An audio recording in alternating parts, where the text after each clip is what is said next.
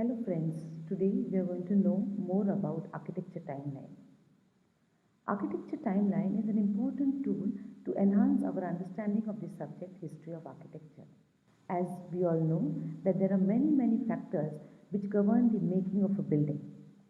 But amongst the various factors, there are few important factors which becomes a determinant of making of a building. Amongst these factors, one of the most important is climate. We all know that whenever looking at a picture of an igloo, we can rightly place it into the polar region. Or when we look at the architecture of the desert, we realize that it is strikingly different than that of the igloo. But we also know that there are 6 climatic zones. So does that mean that there are only 6 types of architecture?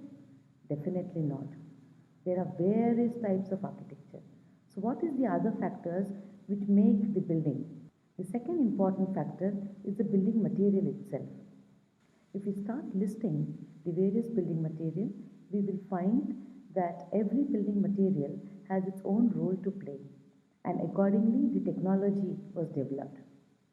People in the past have very intelligently used the local available material to make their architecture. Safety and security is another factor which has always remained since the evolution of architecture. In the past, the challenges related to safety and security were different. Today, the challenges are quite different. But definitely our architecture has always responded to these set of challenges. So with this brief introduction to the various factors that contribute in making of a building, we will proceed towards understanding of what timeline is. History of architecture can be learned in two basic ways. One of the most commonly used or the most conservative method of studying history of architecture is to pick up a geographic area and then start understanding how this particular area has evolved over a period of time. Now that geographic area can also be a national boundary. For instance, when we talk about India, we start our journey of studying India from the Indus Valley civilization. We proceed towards our understanding of Vedic period, Buddhist period, the Hindu period, the Islamic period, or colonial architecture, and then we start understanding the freedom movement. So thus, what we do is we chronologically arrange the events and the buildings that have been constructed over the timeline. But there is another important method through which history of architecture could be learned is the global comparative method. In global comparative method, we pick up an era and try and understand what all was happening throughout the globe.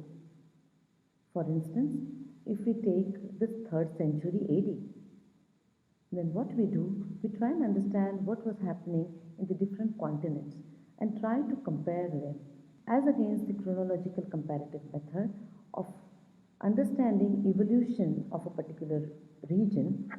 In the global comparative method, we try and understand what all technologies, what all building materials, what all elements of architecture existed at a particular given point of time.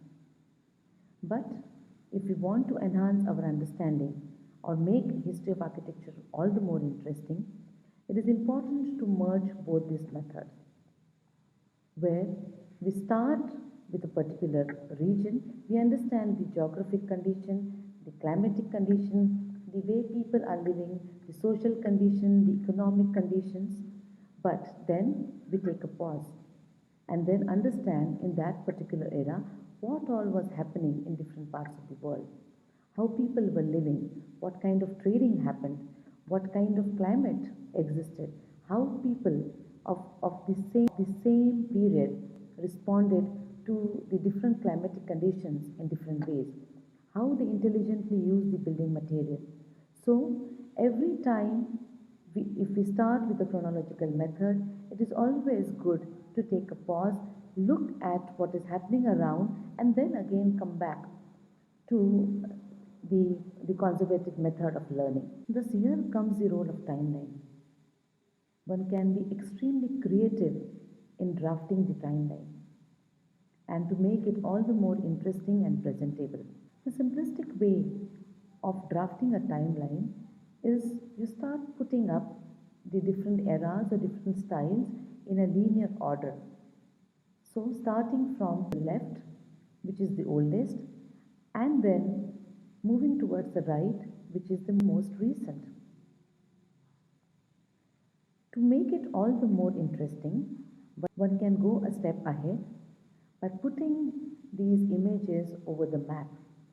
So one understands the geographic area, immediately one comes to know about the climate of that area, and then the building styles that has evolved over the period.